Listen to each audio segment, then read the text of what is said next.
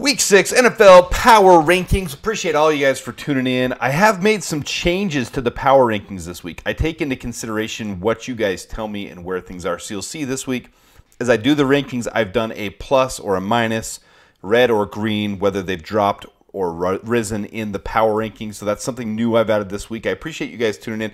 If you don't mind hitting the like button, I appreciate it. If you don't mind subscribing, that helps even more. And if you comment, it helps the algorithm to get to more people because I do like putting this out. I've been doing Power Rankings for about 3 years now. The channel's a little under a year old. It's growing pretty quickly, so I appreciate you guys being a part of that and helping it to grow. So if you could do those things, that'd be great for me.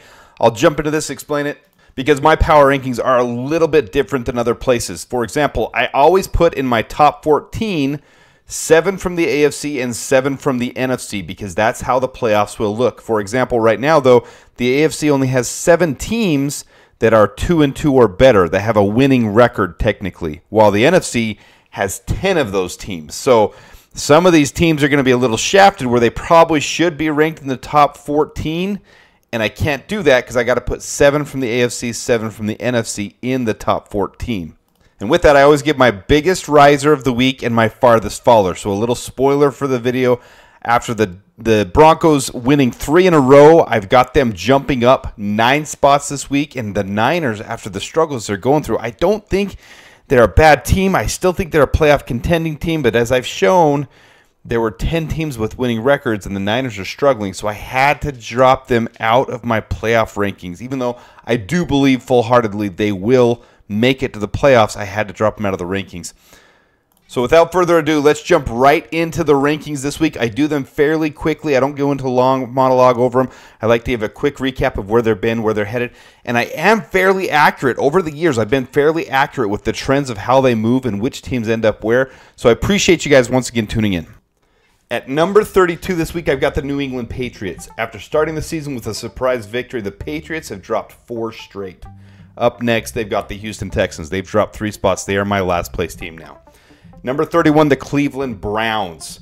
Their solo win was with the Jaguars in week 2. I've got them dropping 3 spots. They've dropped 3 straight since then, and this last week against the Commanders was completely discouraging. Up next, they have the Eagles. Number 30, I've got the Carolina Panthers.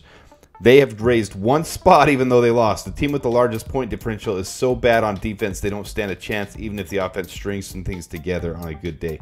Next up, the Panthers have the Falcons. Number 29, I've got the Jacksonville Jaguars, who are up 3 spots after being the last team to get a win. Resurgent offense outing last week. Looks like the Jaguars have signs of life for this team that was projected to compete for the AFC South Division crown. Maybe a few games away from home in London will help that. Number 28, I've got the Tennessee Titans, who have dropped 2 spots. Coming off a bye, the Titans have to head to Upper New York to face the Bills. Other than a dominant win over the hapless Dolphins, the Titans haven't shown much on offense to be excited about. Number 27, the Raiders. I've got them dropping 4 spots. Rumors and backbiting come out of Vegas. Don't seem like this team is on the same page at all. Crazy, considering a couple weeks ago they knocked off the Ravens at Baltimore. Home game this week against the Steelers should give some clarity on this team. Giants at 26 feels too high for the Giants. A big win against the overhyped Seahawks team that they probably end up at the bottom 10 of the league makes me intrigued to see if they can battle out a few of these close games they've had. They're at home against the Bengals this Sunday in primetime. Number 25, the Dolphins. They're up 2 spots. The Dolphins have beaten the Patriots and Jaguars, both games that were 1-score contests. They get a bye this week to mull over where they stand. The Rams at 24 are down 4 spots. They've been close in every game except one this year. Their sole win was against the Niners. They're clearly a team better than a 1-4 record, but I don't think it gets any easier for them. They get a bye week as well to mull things over. Then they'll face the undefeated Purple Monsters coming to town on the 20th. At number 23, I've got the New York Jets dropping 4 spots. They kept it reasonably close against the Vikings and Broncos. They have a solid defense, solid offense. They just aren't clicking. Monday Night Football against the Bills this week. Colts at 22 dropped 8 spots for me. They had the most frustrating loss, and DeFlo can't be happy when he wanted to break the curse. On the road for another divisional game against the Titans this week. Number 21, I've got the Packers raising 4 spots. Packers suck. They face the Cardinals this week. Cardinals at 20.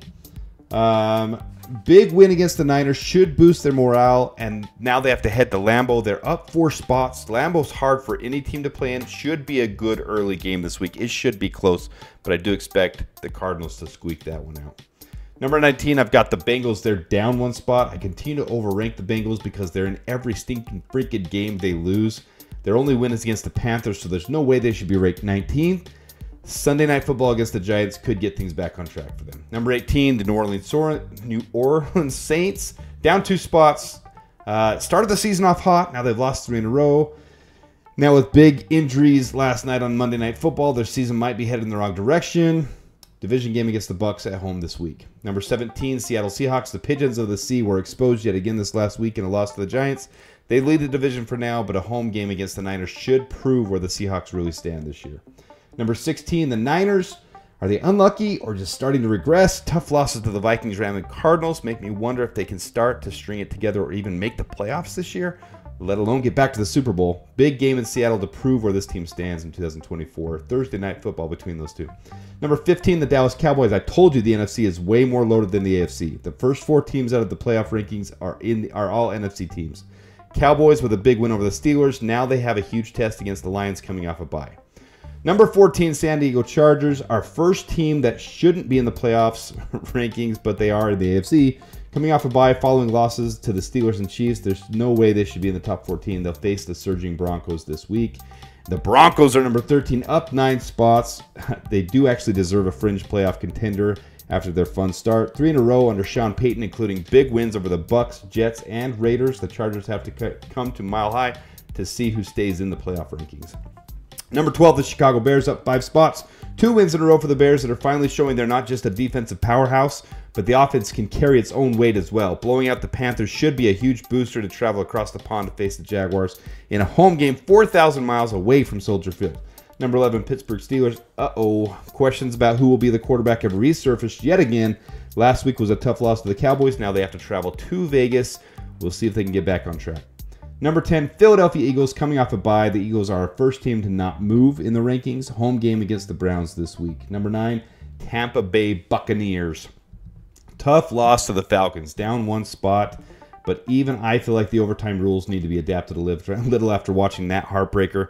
But them's the breaks. Another divisional game against the Saints this week. Number 8, Atlanta Falcons. On the other end of that tough game was a comeback story for the Falcons, triumphing over the Bucs and taking the division lead, up 3 spots now.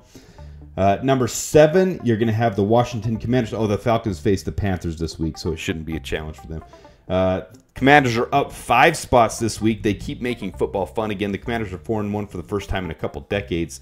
I now expect the Commanders to put up at least 30 points every single game after leading the NFL to this point. However, they're heading to Baltimore to face off with the Ravens in what's a must-watch game for me this week.